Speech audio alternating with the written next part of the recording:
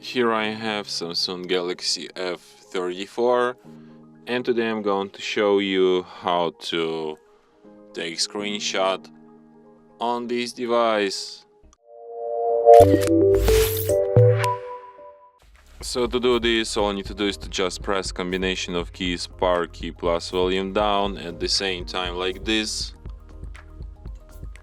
and the screenshot will be taken. So let me show you once again. Power key, volume down, and let's get it.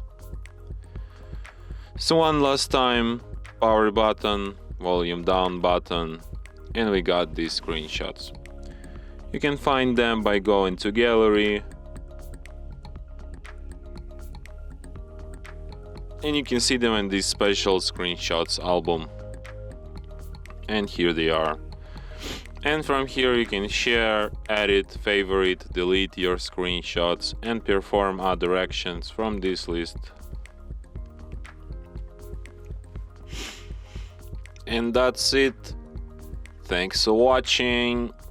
If you find this tutorial useful, don't forget to hit that like button and subscribe to our channel.